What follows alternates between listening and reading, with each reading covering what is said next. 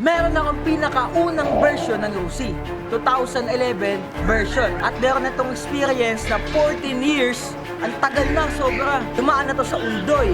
2 taong na stock, naulanan, nainitan.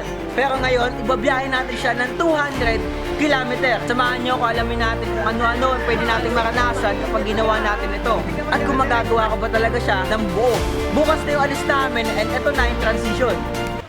Good morning sa inyong lahat. So, ating exposure guys, isa lang ang iniisip nila. Luma na talaga ang motor natin. Pero papagandahin natin yung tawag. Elder na siya. The legendary elderly. Tawag na ako sa kanya guys. Yo! Panibagong ride na naman mga tropa. Unang gawi, kinilala ko muna silang lahat. Konting asaran, konting ngiti. Siyempre hindi mawawala yung picture muna mga lalaki. And after noon, mamaya-maya bumiyahe na din kami kasi mag-uumaga na. Diretso sa daan, alanganin talaga yung makina na dala-dala ko kasi habang bumabiyahe kami, nasa hulihan ako guys. And syempre, laban lang, tunuloy ko pa din kasi yun naman talaga yung content natin, di ba? Basta kasama sila, walang alanganin dapat. Hanggang sa stoplight, nagpapahinga lang kami sandali. Then may napansin yung kasama ko na nagbibideo, si Marvin. Napansin niya kaya tinanong niya ako kung ano problema. Kuya Asher, may tanong ako sa'yo. Aabot ka ba? Hindi ko alam eh. Hindi ko disigurado pero boy, naniniwala ako ating exposure kaabot to. Ay, Wala ka lang, matipahita mo naman no. Hey! Bago siya mag-isa. Oo. Matopo ka na sa likod. Ay, labadopo. Eh dala mo kung ano yung pinaka nakaka-challenge dito kasi meron tayong dala-dalang pagkain dito. May sabaw. Yung sabaw kasi man, pagpunta natin doon baka maghanap sila, nasan yung sabaw? Asan ang sabaw? Nasaan ang sabaw? Nasaan ang sabaw?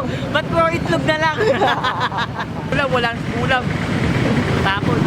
Habang tuloy-tuloy yung biyahe, ramdam ko na medyo alanganin talaga yung motor ko. May konting kalampag para may sablay sa hatak tapos ako madalas naiiwan sa hulihan. Di ko rin kabisado yung daan kaya imbis na makipagsabayan, mas pinili ko na lang sa likod. Mas ligtas, mas kita ko silang lahat. May kaba. Oo, kasi di ko alam kung kailan titigil yung makina o kung anong liko yung kasunod. Pero sa totoo lang, nandun yung excitement eh. Yung tipong habang bumabanyo yung hangin sa mukha mo, habang dumadaan sa bawat kanto, hindi ko alam kung anong mangyayari mamaya. Pero ang alam ko, ride lang muna, laban lang. May nararamdaman ka na ba sa motor mo? Ano yung unahan parang maalog? Yun lang. Tiwala lang, tiwala. Abot yan. Saka natutulas ako man. Kaya yan. Grabe ka ba yan? Ayun, kahit anong mangyari, tuloy pa din sa biyahe. Pero nababagot na din ako. Pero sige lang, ride is ride man. First time ko lang itong digawin, kaya muntikan pa nga ako makabangga eh. Muntik na mo sumabit man, alam mo yung konti na lang, tas bang. Pero okay lang, enjoy pa rin kahit papano. Tuloy-tuloy lang ang laban, ang bilis pa nga ng takbo ko minsan eh. Pero syempre, kalmado lang dapat tayo, tas bigla akong hihinto. Guys, hindi ko alam kung nasa saan na kami, pero feeling ko medyo malayo pa kami. Pero alam mo na yun, smooth lang yung biyahe, may mga minimal na pagkakamali, kagaya kanina. Muntik na matira-diretso, na-shoot nakita mo yun? Oo. Eh, buti na lang, yung ko, nakita. Ano nangyari pala sa likod mo, Asher? Sa likod ko, ano na? Tagas ko. Pwede patingin, Asher? Meron ka ba? Meron. Adobo suit lodi. Nangyari ba tuminto tayo? Tayo minto, kita mo yung nakulik-click na blue, naplatan tol eh. Pwede ba lapitan natin? Malapitan mo ito, pakita mo yung buka. Alam mo, naniniwala kong kakayanin. Pero isa sa mga na-amaze ako kasi, boy, mainit ka ha. Ang init mo. Alam mo ha, nilalagnat ka.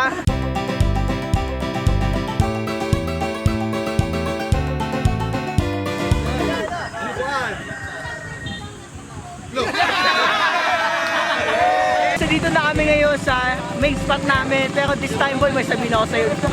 Ano yun? Kasi mabumili ako ng tubig. Dalawa. Eh ngayon kailangan natin makahanap ng isang tao na deserving para magkatubig. Yung alam mo yun, pero syempre sa ibang magkakaibigan, mayroong isa na walang dala, di ba? Ate ka. Boss, narinig mo kami, boss. Narinig mo kami, boss. Huwag ka madaya. Tayo, low-key lang ha. Dala ang tubig. Wala. Tubig oh. Oy, love, nakakita na agad.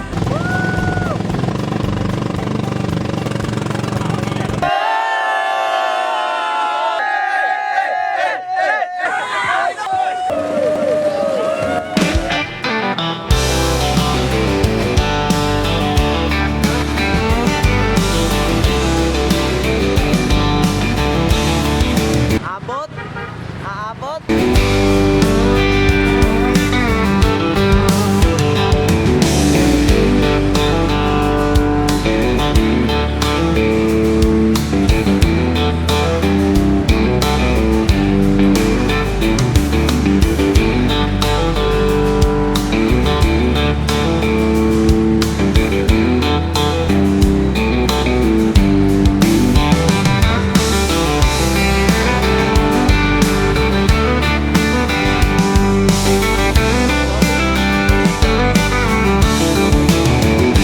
Ang daming muntikan na mangyari sa akin, mga possible na disgrasya habang biyahe. Pero syempre, ginawa nating positive yung vibe ng vlog. First time ko lang din mag-motovlog, kaya dapat good vibes lang, enjoy lang, para di tayo kabahan, di ba? Hindi pa tayo nakakauwi, pero man, ito yung nagpapaganda sa kwento, di ba? Yung mga ganitong classic scenario, yan, ganun. Kasi hindi talaga mabubuo ang mga biyahe pag walang ganyan, kaya ano yun, ma'am? Memorable. Memorable talaga yun, Chris. Pero ito, kamusta ka ba? Nakayanin mo ba makauwi? Kasi yung mga kasama mo nasa Tayo dyan. Motor niya na, kinakausap niya. Okay na, boy!